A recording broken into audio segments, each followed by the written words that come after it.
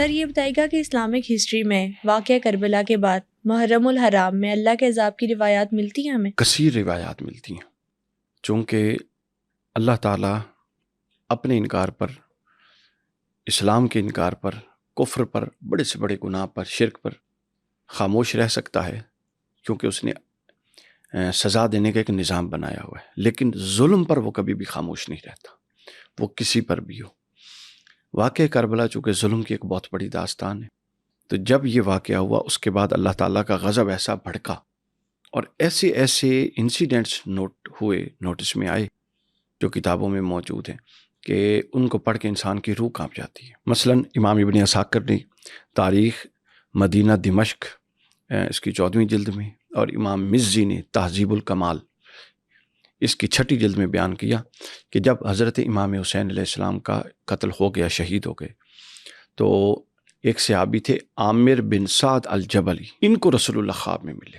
عامر بن سعد الجبلی ان کو خواب میں ملے اور ان کو فرماتے ہیں کہ تم میرے صحابی برا بن عازب کو دیکھو تو اسے میری طرف سے سلام کہنا، اور برا بن عازب حیات تھے، اور ساتھ فرمایا کہ اس کو بتا دینا کہ میرے بیٹے حسین ابن علی کو شہید کر دیا گیا ہے، اور یہ بھی بتا دینا کہ حسین کے قاتلین جہنم میں ہیں۔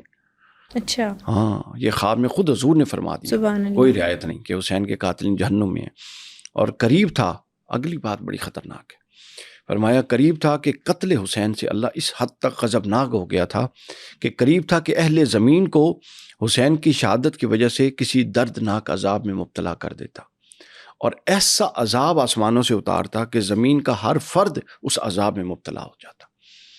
لیکن پھر اللہ تعالیٰ نے اپنے فضل کی بنا پر اس عذاب کو مؤخر کر دیا اور روک دیا، لیکن اب وہ عذاب آئے گا بالیقین، لیکن وہ قاتلین حسین پر قیامت کے دن آئے گا۔ حضرت عامر بن سعد بھاگتے ہوئے گئے برا بن عازب کے پاس، ان کو خواب سنایا۔ حضرت برا بن عازب کہتے ہیں بے شک یہ ایسا ہی ہے جیسا حضور نے فرمایا ہے۔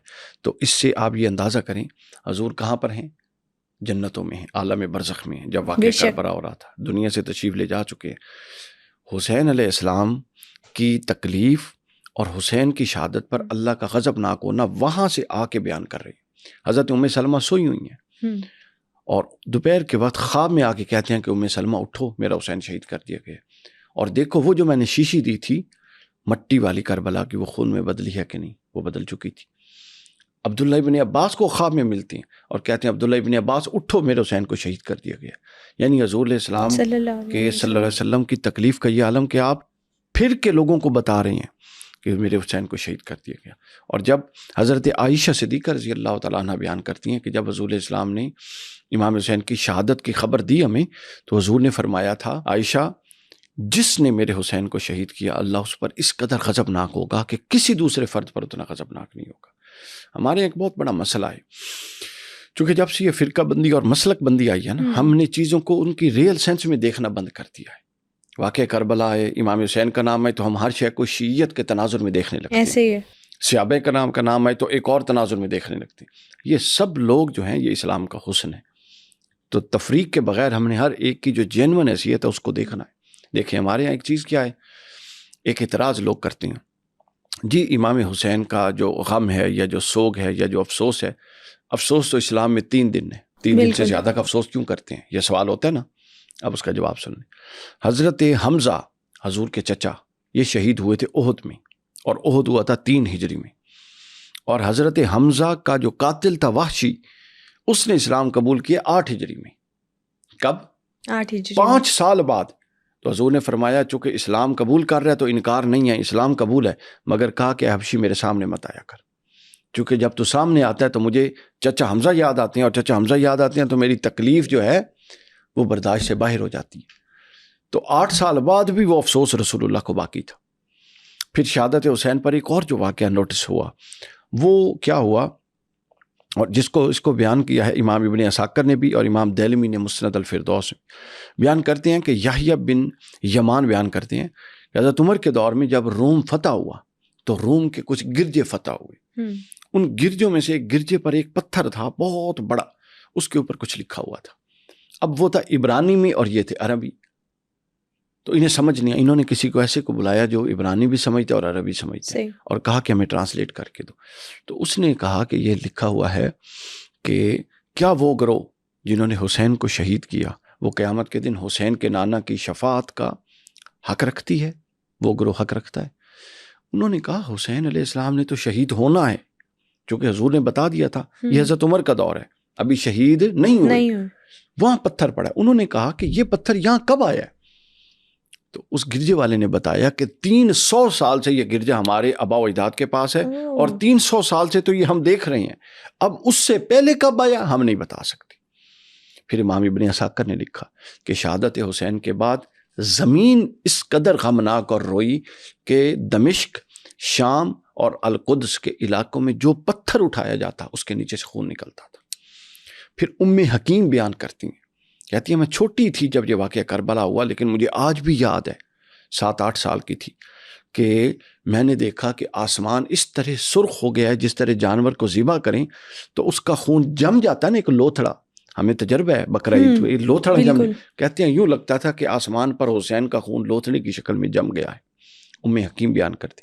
ایک اور شخص بیان کرتا ہے کہ یہ جو آسمان پر سرخی ہے، کہتے ہیں یہ واقعہ کربلا سے پہلے نہیں دیکھی گئی، واقعہ کربلا کے بعد یہ آسمان پر سرخی ہے۔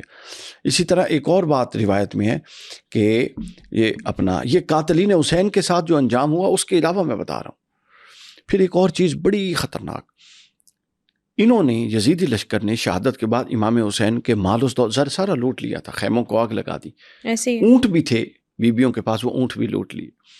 تو جب وہ قافلہ واپس چلا گیا شام کی طرف تو انہوں نے کیا کیا، وہ اونٹ ذبح کیے تاکہ کھائیں پکائیں پئیں۔ جب انہوں نے وہ اونٹ ذبح کیے اور اونٹ کا گوشت ہنڈیا میں رکھا اور جب وہ پک گیا کھانے کے لیے اتارا تو وہ سب خون بن چکا تھا۔ یہ اللہ تعالیٰ کے غضب کی علامات تھی۔ پھر اس کے بعد آگے دیکھیے، ایک شخص تھا وہ میدان کربلا میں موجود تھا، امام ابن عساکر نے لکھا ہے۔